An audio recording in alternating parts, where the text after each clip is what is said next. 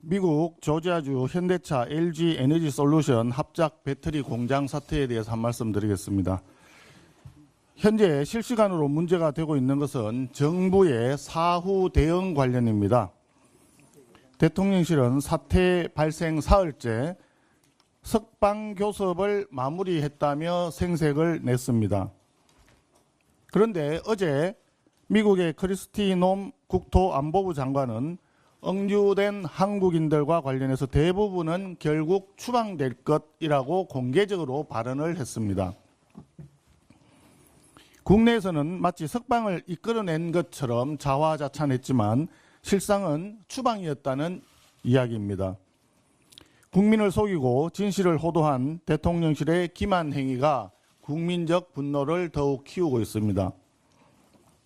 조현 외교부 장관은 필요시 워싱턴을 가겠다는 말만 되풀이하다가 뒤늦게 어제 미국행 비행기에 올랐습니다. 국민 앞에서 필요시라는 말만 하다가 사태가 걷잡을 수 없이 커진 뒤에야 허겁지겁 움직인 격입니다. 이것이 바로 이재명 정권의 외교의 무능한 민낯이라고 할 수 있습니다. 이번 사건은 단순한 불법 체류 단속이 아닙니다. 한미 제조업 동맹의 상징적인 현장에서 동맹국 근로자 수백 명이 군사작전식으로 체포되는 초유의 사태입니다. 700조를 퍼주고 돌아온 것은 결국 국민의 수갑이었습니다.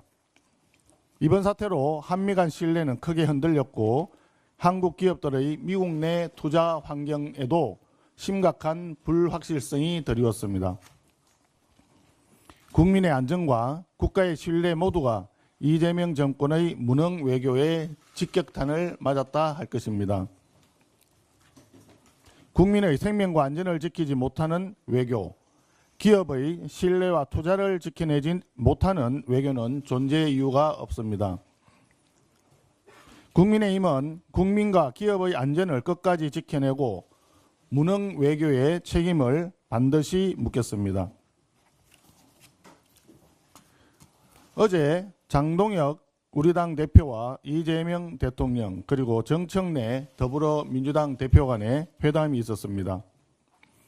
먼저 어제 회담에서 합의된 여야 민생경제협의체가 원만하게 구성되고 운영될 수 있도록 적극적으로 뒷받침하겠다는 말씀을 드립니다. 어제 회담에서 장동혁 당대표께서 여러 가지 중요한 요구사항을 전달을 했습니다. 헌법상 근거가 없는 특별재판부 설치와 3대 특검 영구화 기도를 중단할 것, 노란봉투법 등 주요 악법에 대한 보완 입법을 추진할 것, 최교진 교육부 장관 후보자의 지명을 철회할 것, 최소한 이 세 가지는 반드시 수용되어야 합니다. 정부 여당이 제1야당 대표의 요구에 대해서 진정성 있는 답변을 내놓지 못한다면 이재명 대통령이 말하는 대화와 협치는 허울 좋은 말잔치로 전락하게 될 것입니다. 그리고 장동혁 대표께서 검찰 해체 시도를 포함한 졸속적인 정부 조직 개편안에 대해서 명확히 반대의 뜻을 전달했고 이에 대해서 이재명 대통령은 야당 입장이 충분히 반영되도록 조치하겠다라고 분명한 약속을 했습니다. 대통령의 직접적인 약속인 만큼 정부 여당이 끼리끼리 밀실합의한 정부조직 개편안을 9월 정기국회 본회의에서 일방 처리하는 일은 없어야 할 것입니다.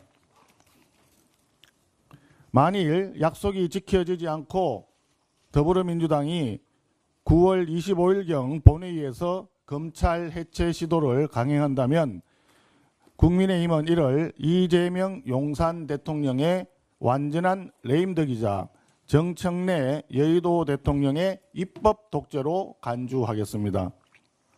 책임있는 집권 여당의 약속 이행을 기다립니다. 어제 대통령실 대변인은 회담 결과 브리핑에서 특검은 대통령이 지시하거나 권한을 가진 영역이 아니다라고 얘기했습니다. 이재명 대통령이 트럼프 대통령 앞에서 했던 이야기와 비슷한 발언입니다. 하지만 이재명 대통령은 관봉권 띠지 분실 사건에 대한 특검 수사를 지시했고, 정성호 법무부 장관은 어제 민중기 특검팀이 수사하는 게 가장 좋다라고 의견을 밝혔습니다. 이렇게 대통령과 법무장관이 버젓이 특검의 수사 범위를 정하고 있는데 국민을 기만하고 트럼프 대통령까지 속이는 태연자약한 거짓말을 하고 있습니다. 거짓이 영원히 진실을 숨길 수는 없습니다.